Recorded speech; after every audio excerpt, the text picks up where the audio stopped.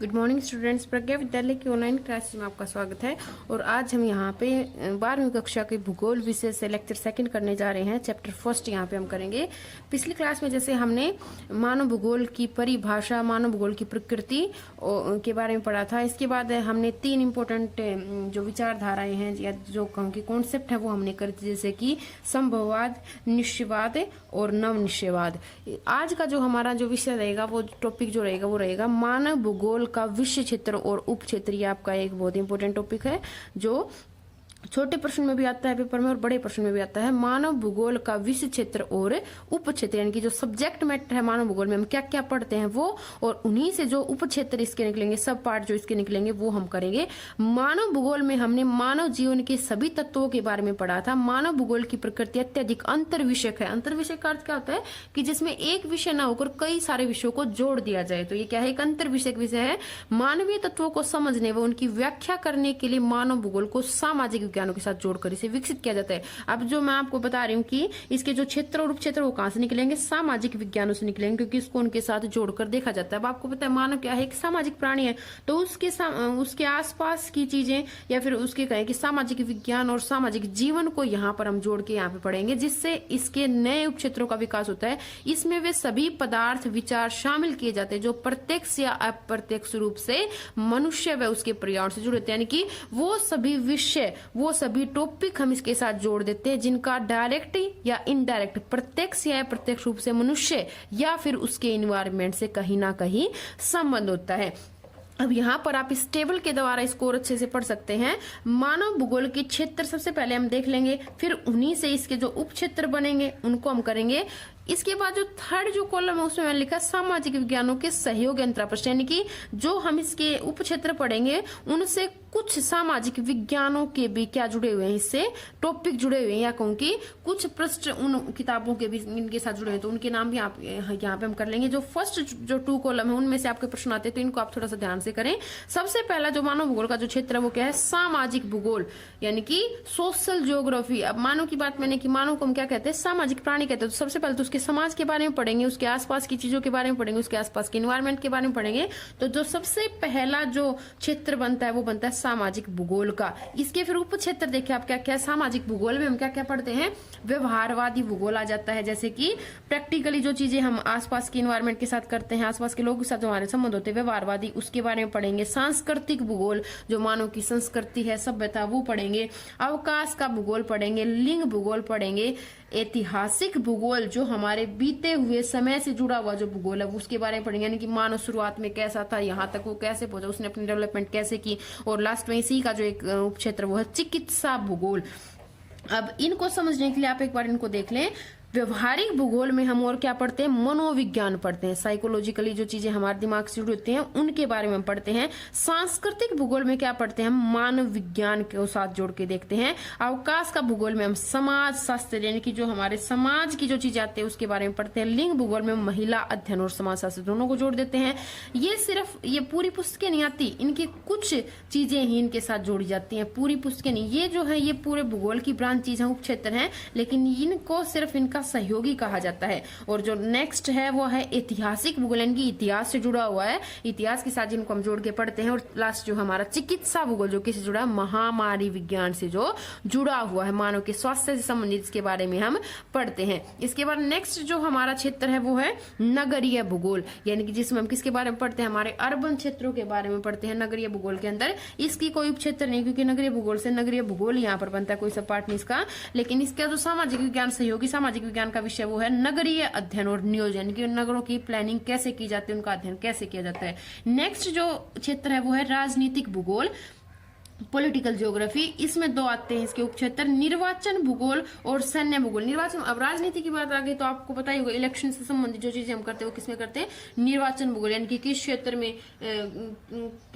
कितनी सीटें हैं, या फिर कहूँ कि किस क्षेत्र में किस प्रकार की क्लाइमेटिक कंडीशन है, वहां की सरकार वहां के लिए कैसा काम करते हैं, वो किसमें पढ़ेंगे, निर्वाचन भूगोल में। और दूसरा जो इसका पार्ट है वो है सैन्य भूगोल, यानी कि जो सेना से जो संबंधित है उसके बारे में हम इसमें पढ़ेंगे, सैन्य भूगोल में। और इसी का जो सहयोगी सामाजिक विज्ञान विषय वो है राजनीति विज्ञान, इसके साथ जोड़ के हम पढ़ते हैं। नेक्स्ट जो हमारा जो क्षेत्र है वो है जनसंख्या भूगोल, पॉपुलेशन जियोग्राफी। इसका कोई उपक्षेत्र नहीं है क्योंकि यहाँ पे भी आ जाएगा आपका जनसंख्या भूगोल ही, और इसमें इसका जो सहयोगी वो कौन है, जनांकिकी, जिसमें हम जनसंख्या के जैसे जन्म दर है, मृत्यु दर है, प्रवास जैसे फैक्टरों के बारे में पढ़ते हैं।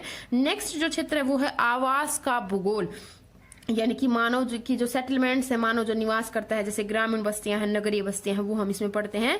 नगर और ग्रामीण नियोजन, जैसे आपने यहाँ पे सेम करा था ना नगरीय भूगोल, ये एक अलग ब्रांच बना रखी है, और ये आवास भूगोल, नगरीय भूगोल कुछ हद तक इससे भी जुड़ा हुआ है। इसमें हमने नगरीय नियोजन पढ़ा था, तो यहाँ पे हम नगर और ग्रामीण दोनों का नियोजन कर लेंगे।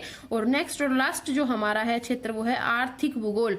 इसमें दो आपके बहुत ही महत्वपूर्ण है, सामाजिक भूगोल और आर्थिक भूगोल। मानव का जो सोशल जियोग्राफी है वो, और जो इकोनॉमिकल जियोग्राफी है, इकोनॉमिक जियोग्राफी है वो। इकोनॉमिक जियोग्राफी में देखिए क्या क्या आता है आपका, संसाधन भूगोल। अब रिसोर्स जैसे मानव के आर्थिक विकास के लिए बहुत सहयोगी, तो वो किसमें आ जाएगा, इसी में आ जाएगा संसाधन भूगोल। कृषि भूगोल, कृषि भी एक मानव के आर्थिक क्रिया, जितनी भी मानव के आर्थिक क्रिया है वो सारे क्या कर देंगे, हम इसमें जोड़ देंगे। संसाधन भूगोल जैसे आ जाएगा कृषि भूगोल, उनकी बस अलग से पुस्तकें बन जाएंगी, कृषि भूगोल, उद्योग भूगोल, विपणन भूगोल, पर्यटन भूगोल और अंतर्राष्ट्रीय व्यापार का भूगोल। संसाधन भूगोल में जैसे हम रिसोर्स के बारे में पढ़ते हैं किसी देश की, कृषि में जैसे हमारी कृषि जो आर्थिक क्रिया है, जैसे किस किस प्रकार की कृषि करते हैं, कौन कौन सी फसलें उगाते हैं, उनसे कितना लाभ होता है, ये हम कर लेंगे। उद्योग भूगोल में पूरे भारत के उद्योगों के बारे में, कहाँ पर कौन से प्रकार के उद्योग है वो हम पढ़ते हैं। विपणन भूगोल जैसे कि हमारी आर्थिक क्रियाओं से जो हमारी इकोनॉमिकली जो बैंकिंग की जैसे सुविधा है उसके बारे में हम पढ़ते हैं। पर्यटन भूगोल जैसे हमारे एक प्रकार से ये भी एक आमदनी का बहुत बड़ा स्रोत है, इसलिए इसको भी हमने अलग से ब्रांच बना दिया, पर्यटन भूगोल और अंतर्राष्ट्रीय व्यापार का भूगोल। इन्हीं के जो सहयोगी जो सामाजिक विज्ञान के अंतराप्रश्न वो का क्या है, संसाधन भूगोल का जैसे संसाधन अर्थशास्त्र है, कृषि भूगोल से कृषि विज्ञान है, उद्योग भूगोल में औद्योगिक अर्थशास्त्र, विपणन भूगोल में व्यावसायिक अर्थशास्त्र, व्यापार से रिलेटेड जितने भी चीजें इसमें आ जाते हैं, देश के अंदर की व्यापार की। पर्यटन भूगोल में जैसे पर्यटन और यात्रा प्रबंधन, और अंतर्राष्ट्रीय व्यापार भूगोल में अंतर्राष्ट्रीय व्यापार ही आ जाता है। एक बार आप जो देखेंगे प्रश्न, अगर मैं बात करूं किस प्रकार से इसमें आपके बनते हैं, तो छोटे प्रश्न आपके इसमें से बनते हैं कि मानव भूगोल के क्षेत्र कौन कौन से है, कहें कि मानव भूगोल के 4 क्षेत्र कौन से, 3 क्षेत्र कौन से, तो आप इनके नाम रीड कर लीजिए, एक बार याद कर लीजिए। सामाजिक भूगोल और आर्थिक भूगोल, दो इसके सबसे मेन भाग है। सामाजिक भूगोल और आर्थिक भूगोल, इनके बारे में आगे पुस्तकों में पढ़ेंगे। नगरीय भूगोल, राजनीतिक भूगोल, जनसंख्या भूगोल और आवास भूगोल। आप इन छह जो इनके जो क्षेत्र है उनको अच्छे से याद करें। फिर इसके आते उप क्षेत्र, निम्न में जैसे कि प्रश्न आपका बन जाता है कई बार, निम्न में से कौन सा उप क्षेत्र है या कौन सा उप क्षेत्र नहीं है, आपको ऑप्शन मिल जाते हैं। तो देखिए उप क्षेत्र कौन कौन से हैं, 6 जो है वो आपके सामाजिक भूगोल में और 6 वो आपके आर्थिक भूगोल में है, और 2 यहाँ पे राजनीतिक भूगोल। तो इनके नाम आप अच्छे से याद कर लेना और नोटबुक में इनको उतार लेना। आप इनको डायरेक्ट भी उतार सकते हैं, जैसे आप प्रश्न बना सकते हैं मानव भूगोल के क्षेत्र कौन कौन से हैं, फिर यहाँ पे बना सकते हैं मानव भूगोल के उप क्षेत्र कौन कौन से हैं। एनसीईआरटी में आपके प्रश्न इसी प्रकार से बने हुए और आप इस टेबल फॉर्म में भी इसको अच्छे से याद कर सकते हैं। नेक्स्ट जो हमारा टॉपिक आज का वो रहेगा समय के गलियारों में मानव भूगोल, यानी कि आज जो मानव भूगोल हम पढ़ते हैं वो यहाँ तक कैसे पहुंचा, उसकी डेवलपमेंट कैसे हुई, अलग अलग समय पर उसने अपना विकास कैसे किया, तो उसके बारे में हम देखेंगे। एक विषय के रूप में मानव भूगोल का महत्व 18वीं और 19वीं सदी में बढ़ा था, यानी कि कौन सी सदी में बढ़ा था, 18वीं और 19वीं सदी में बढ़ा था। उससे पहले मानव भूगोल के बारे में लोगों मतलब थोड़ी चीजें आने लगी थी, क्योंकि मानव ने जब से पृथ्वी पर जन्म लिया तब से ही क्या हो गया था, मानव भूगोल की डेवलपमेंट शुरू हो गई थी। लेकिन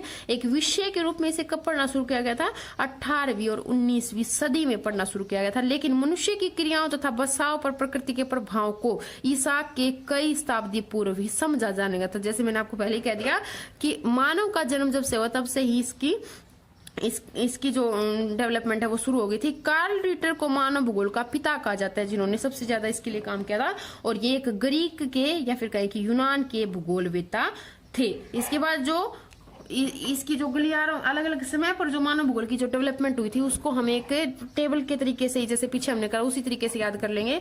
तो यहाँ पे देखिए इनको कहेंगे मानव भूगोल की वृत्तावस्थाएं, स्टेजेस या परनोद इनको हम कह सकते हैं। अलग अलग स्टेज कौन कौन सी थी मानव भूगोल की, कब कब मानव भूगोल ने अपनी डेवलपमेंट की। यहाँ पे जो फर्स्ट जो कॉलम है उसमें हम करेंगे समयावधि, किस समय पर क्या क्या कौन सा समय वो था, कौन सी अवधि थी या कौन से वो ईयर थे। यहाँ पे करेंगे उपगमन, क्या क्या किया गया इस समय में, क्या क्या किया गया मानव भूगोल के लिए, और इसके लक्षण, यानी कि इसको थोड़ा सा और विस्तार से इन चीजों को विस्तार से यहाँ पर इनका अर्थ हम यहाँ पे कर लेंगे। सबसे पहला जो समय अवधि शुरू होती है वो होती है उपनिवेश युग की, कॉलोनियल पीरियड इसको कहा जाता है। यानी कि ये वो समय था जब मतलब एक प्रकार से अलग अलग भूगोलवेता कहूं क्या कि या फिर यात्री कहूं, वो अलग अलग देशों की खोज करने के लिए निकले थे। इसको नाम दिया गया था उपनिवेश युग का। सेकंड कॉलम में भी देख लें एक बार, यही है उपनिवेश का युग। इसमें जो उपगमन है वो दोनों अलग अलग आएंगे। सबसे पहले जो युग में जो उपगमन आया था वो था अन्वेषण का और विवरण का।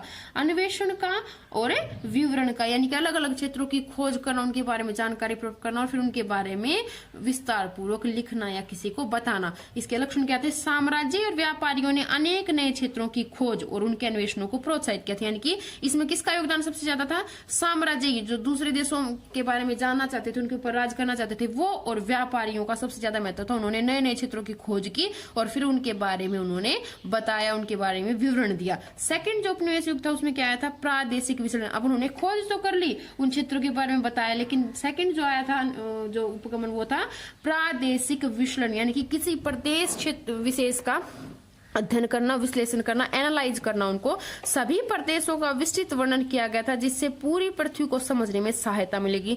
जितने भी क्षेत्रों की खोज की उनके सभी प्रदेशों का क्या किया गया था? डिटेल में विस्तृत रूप से वर्णन किया गया, जिससे ताकि पूरी पृथ्वी के बारे में जानकारी प्राप्त की जा सके। नेक्स्ट जो समय अवधि आती है वो है अंतरयुद्ध अवधि के बीच की, यानी कि इंटरवार। अब यहाँ पे मैंने डेट लिखी है 1930, 1930। अब आप सब बच्चों को पता है कि हमारे विश्व में दो विश्व युद्ध हुए। पहला जो विश्व युद्ध हुआ था 1914 से 18 के बीच, और दूसरा हुआ था 1939 से 1945 के बीच। तो ये क्या थी? उसके बीच की अवधि थी, अंतर्युद्ध अवधि थी। तो इसमें जो आया था वो क्या था? क्षेत्रीय विभेदन, यानी कि एरियल डिफरेंशिएशन, जिसको हम कहते हैं अलग अलग क्षेत्र में क्या क्या अंतर है, किसी भी प्रदेश की अन्य प्रदेशों से भिन्नता के कारण की खोज की गई थी। यानी कि अगर कोई प्रदेश में कोई विशेषता है तो वो औरों से अलग क्यों है, क्या कारण है उसका औरों से अलग होने का, ऐसी क्या चीज वहां पर, ऐसी क्या कंडीशन है जिसकी वजह से औरों से भिन्न है, इसके बारे में बताया गया था। नेक्स्ट जो अवधि आती है वो आती है 1960 टू 1970, यानी कि 1960 से लेकर 1970 का दशक। और इसमें क्या आया था? क्षेत्रीय संगठन। अब यहाँ पे देखेंगे आपको ये सेम लग रहे हैं देखने में, लेकिन इनमें बहुत ज्यादा अंतर है। क्षेत्रीय विभेदन क्या होता है? अलग अलग पढ़ना किसी के बारे में, उनको अलग अलग कर देना। लेकिन क्षेत्रीय संगठन क्या है? उनको आपस में जोड़ कर देखना, किस क्षेत्र को आपस में जोड़ कर देखना। स्पेशल ऑर्गेनाइजेशन को हम कहते हैं। क्षेत्र और मानवीय परिघटनाओं को समझने के लिए तकनीकी का प्रयोग किया गया। अलग अलग क्षेत्रों पर मानव की जो घटनाएं, मानव जो क्रियाकलाप करता है, उनको समझने के लिए किसका प्रयोग किया गया? तकनीक का। और अब तकनीक आगे तो इससे क्या आ गई थी? इसी को क्या नाम दे दिया गया था? मात्रात्मक क्रांति का। यानी कि एकदम से इसमें बहुत ज्यादा काम किया गया था मानव भूगोल में, उसी को नाम क्या दे दिया? यानी कि किसी चीज की मात्रा देखी गई थी, क्वांटिटी देखी गई थी, उसको नाम दे दिया मात्रात्मक क्रांति का। नेक्स्ट जो दशक आता है अवधि आती है वो आती है 1970 की अवधि, 1970 का दशक, जिसमें मानवतावादी, आमूलवादी और व्यवहारवादी, इन तीन विचारधारा के बाद ध्यान से देखिए, इनके बारे में डिटेल में हम आगे पढ़ेंगे। मानवतावादी, आमूलवादी और व्यवहारवादी। मानवतावादी क्या थी? ह्यूमनिज्म, जो मानव की ओर विशेष ध्यान दे, जैसे कि मानव के भोजन की ओर, मानव के स्वास्थ्य की, उसके आवास की ओर। आमूलवादी क्या था? अब आवास तो मानव ने रहना शुरू कर दिया, उसने भोजन प्राप्त करना शुरू कर दिया, या फिर कहें कि उसने अपनी डेवलपमेंट शुरू कर दी। लेकिन उसके बाद जो नेक्स्ट आई वो आई आमूलवादी, जिसमें दो प्रकार के लोगों को अलग अलग किया गया, पूंजीवादी और समाजवादी। इसका ये क्या चाहता था कि समाज में अमीर और गरीब का जो अंतर है वो बिल्कुल भी ना रहे। और तीसरा आ जाता है वो व्यवहारवादी। व्यवहार में जब चीजें आने लग जाती हैं, मानव के विकास की ओर ज्यादा ध्यान दिया जाने लगा। तो तीन विचारधारा इस दशक में आई थी। इन तीन विचारधाराओं की वजह से मानव भूगोल सामाजिक राजनीतिक स्थितियों के प्रति प्रासंगिक हो, यानी कि मानव भूगोल को किसके साथ जोड़ दिया गया था? मानव के सामाजिक और राजनीतिक जीवन के साथ इसको जोड़कर पढ़ा जाने लगा था। और नेक्स्ट और जो लास्ट जो हमारा दशक आता है वो आता है 1990 का दशक। और उसके बाद तक अब यही दशक हमारा इसी अवधि को हम लेके चलेंगे भूगोल में उत्तर आधुनिकवाद, यानी कि अब जो हमारा चल रहा है वो मानव भूगोल में उत्तर आधुनिकवाद इसको कहा जाता है। मानवीय दशा और वृत्त सामान्यीकरण की व्याख्या करने वाले वैश्विक सिद्धांतों पर प्रश्न उठने थे। यानी कि जो ह्यूमन की जो कंडीशन है वो, और जो उसने जो विकास किया है, जो भी उसने पर्यावरण को जो नुकसान पहुंचाया, उन सब पर सवाल उठने लगे थे, उन सब की ओर ध्यान दिया जाने लगा था। तो ये था मानव भूगोल की डेवलपमेंट के अलग अलग स्टेजेस कि किस किस समय में उसने अपना विकास किया, कौन कौन से उपगमन उसमें से आए। अब आप कंफ्यूज ना हो, इसमें जो प्रश्न आते हैं वो बड़े प्रश्न आने के चांसेस बहुत ही कम है। छोटे प्रश्न जो आते हैं वो कैसे आते हैं? जैसे कि आपसे पूछा जाता है कि मानव भूगोल के उपगमन कौन कौन से, तो आपको जैसे ऑप्शन दे दिए जाते हैं तो उनमें से कौन सा नहीं है, कौन सा है, तो इनको थोड़ा सा ध्यान से देखें। जो ये यहाँ पे मैंने लिखे हैं ये सारे क्या है? इसके उपगमन है। जैसे अन्वेषण और विवरण का उपगमन है, प्रादेशिक विश्लेषण है, क्षेत्रीय विभेदन है, क्षेत्रीय संगठन, और फिर ये तीन विचारधाराएं भी इसके अंदर आई थी। एक ये मात्रात्मक क्रांति का आपके एनसीईआरटी की बुक में प्रश्न दे रखा है कि निम्न में से कौन सा इसका उपगमन है। तो कई बच्चे कंफ्यूज होके, हो सकता है उन्होंने यहाँ पे पढ़ लिया तो वो सोचे कि ये भी क्या है इसका उपगमन। ये उपगमन नहीं है इसका, ये क्या है, इनका लक्षण है। ये क्रांति आई थी इस समय में, उपगमन सिर्फ आपके ये है। आशा करती हूँ आपको अच्छे समझ आएगा और आप इस सब को अपनी नोटबुक में उतार लें और अच्छे से इसको याद कर लें। Thank you.